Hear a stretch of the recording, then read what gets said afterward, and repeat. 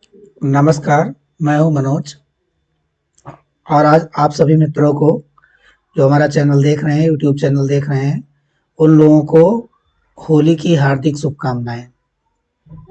आज के इस वीडियो में हम जानेंगे इस आज के हम जिस विषय पर चर्चा करेंगे, जिस विषय के बारे में बात करेंगे कि होली है क्या वास्तव में और होली क्यों मनाई जाती है?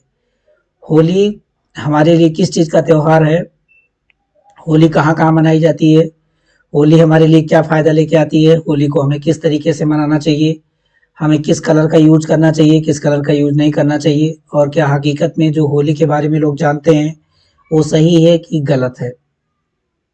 आज सबसे पहले जानते हैं कि होलिका क्या है? ये बहुत पुराना त्योहार है हिंदुओं का। ये अपने भारतवर्ष में मनाया जाता है और नेपाल में मेनली मनाया जाता है। और अभी जहाँ-जहाँ भी हिंदू धर्म को मानने वाले लोग रहते हैं पूरी दुनिया में, तो ये होली पूरी दुनिया में मनाई जाती है। इसका ज़िक्र हमारी श्रीमद् भागवत कथा में, पौराणिक कथाओं में इसका ज़िक्र है। एक हिरण्यकश्यप नाम का राक्षस था, जो बहुत बलशाली था, बहुत प्रतापी राजा था, राक्षसों का राजा था।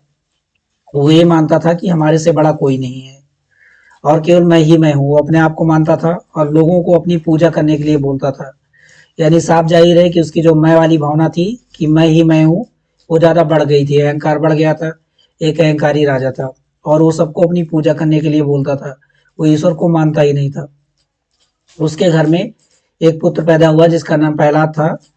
वो उसको राजा मानता ही नहीं था। वो ईश्वर को मानता था, वो सीधे ईश्वर की पूजा करता था और ईश्वर की सत्यता की बात करता था। हिरण्यकश्यप ने अपने पुत्र प्रहलाद को बार-बार कई तरीके से प्रताड़ित किया और एक बार जब वो बिल्कुल नहीं माना, तो उसने अपनी बहन होलिका को बुलाया और इसी होलिका के नाम पे ही ये होली है।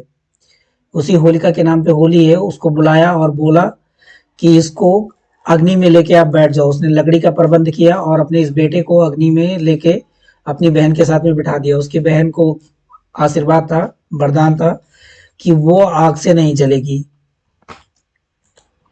वो आग से नहीं जलेगी और वो बैठी भी, वो आग से जल के राख हो गई। लेकिन जो प्रहलाद थे, वो नारायण का नाम लेते हुए, ईश्वर का नाम लेते हुए बाहर निकल आए। यानी वहां पे क्या हुआ? वहां पे सत्य की विजय हुई। ईश्वर ही सत्य है, ईश्वर ही सब कुछ है। वहां सत्य की विजय हुई और उसकी एक बार फिर से हार हो गई, असत्य की हार हो गई। लोगों ने ये देख के ईश्वर को मानना उस समय भी प्रारंभ किया। लोग मन ही मन में मानते थे, लेकिन दबाव में, उसके दबाव में लोग उसी को भगवान मानने लगे थे। लेकिन ऐसा हो नहीं पाया और ये त्योहार सत्य का त्योहार है, यानी सत्य की विजय का त्योहार है। और इसी के उपलक्ष्य में जो लोग वहां पे अवेलेबल थे, जो राख बची थी, उसको उड़ाया और उड़ा के लोगों ने खुशियां मनाई। और ये जो आज हम लोग कलर उड़ाते हैं, जो कलर कलर का यूज करते हैं, बहुत सारे लोग गोबर का यूज करते हैं, बहुत सारी गंदी चीजों का यूज करते हैं, तो इनका यूज हमको नहीं करना चाहिए। ये वो राख पहली बार उड़ाई गई थी, उसी राख के उड़ाने से होली की शुरुआत वहीं पे हुई थी और तभी से हिंदुओं में और हमारे भारतवर्ष में ये त्योहार मनाया जाता है। हर्षोल्लास से मनाया जाता है। ये खुशियों का त्योहार है और आज ये रंगों का त्योहार बन गया है। ये महीना जो होता है, बसंत का महीना होता है। यहाँ पे पेड़ों में पत्ते आना चालू हो जाते हैं, आ जाते हैं।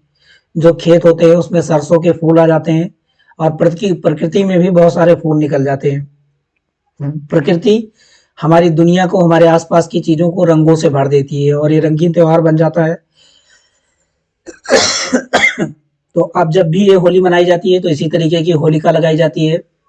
गांव में लोग लकड़ियां इकट्ठा करते हैं, लकड़ी इकट्ठा करके लोग उसको जलाते हैं और सुबह में जैसे एक चिता पे घूमा जाता है, चिता की परिक्रमा की जाती है, उसी तरीके से उस होलिका की परिक्रमा करते हैं लोग। उसमें लकड़ी डालते हैं और एक अनाज जलाने का भी इसमें महत्व है। जो अनाज किसानों की जो फसलें रहती है, वो पकने वाली होती हैं, उसको भी उसमें तृप्त करते हैं और ये कामना करते हैं कि जो हमारी फसल होगी वो अच्छी पकेगी और हमारी प्रोडक्टिविटी अच्छी होगी। ईश्वर ये सत्य है। ऐसा मान के जो अनाज की बालियां होती हैं, जब वो भंडारण का समय होता है तो उस अनाज को उसमें डाल दिया जाता है और ये प्रथाएं पीढ़ी दर पीढ़ी हजारों सालों से इस भारतवर्ष में चली आ रही हैं। अभी बदलते समय में और साइंस के जमाने में होली के मायने और मतलब बदलते चले गए और एक होली लठमार होली होती है। इस होली की शुरुआत कृष्ण के समय से हुई, जब कृष्ण नंदगांव में रहते थे और जो राधा थी, जो उनकी प्रेमिका थी राधा, वो बरसाने में रहती थी। जब कृष्ण वहां पे अपने दोस्तों के साथ में बरसाने में होली मनाने के लिए गए, तो वो महिलाएं लठ लेके खड़ी थी। वो इसलिए खड़ी थी कि ये लोग बदमाश टाइप के लोग थे, बचपन में नटखट करते थे। उन महिलाओं को पता था कि ये अगर आएंगे तो कुछ चोरी करेंगे, हमारा कुछ नुकसान करेंगे, चीजों का तोड़-फोड़ करेंगे। तो उन्होंने लट्ठों से श्री कृष्ण का स्वागत किया था। और आज इस जो लठमार हो रही है होली है, आज भी ये मथुरा में बरसाने में ये बहुत धूमधाम से मनाई जाती है।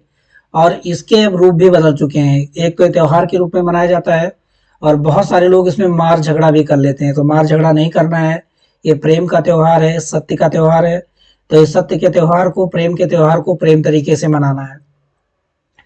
इसमें हमारे घरों में पकवान भी बनते हैं, और गुझिया जो होता है वो मेन पकवान होता है। गुझिया जो होता है मेन पकवान होता है। और ये गुझिया जो भी हमारे यहाँ मेहमान आते हैं उनको ये गुझिया खिलाते हैं। और ये होली के त्योहार मेनली गुझिया का ही त्योहार है।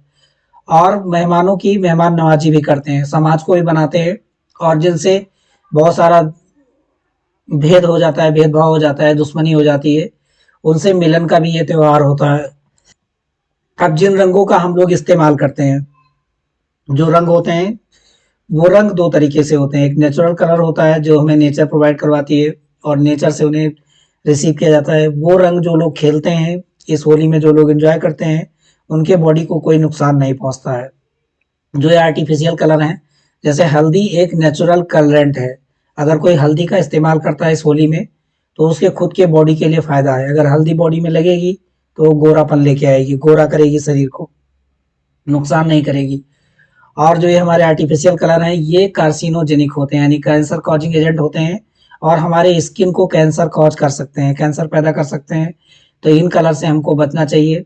और दूसरी चीज सबसे बड़ी हमारे समाज में जो भी फैलती जा रही है और बहुत पुरातन समय से चली आ रही, भांग का पीना, धतूरे का खाना, ड्रिंक करना, अल्कोहल का सेवन करना, देसी दारू पीना और नशा करना, तो ये सब चीजें गलत है। इन सब चीजों का त्योहार नहीं है।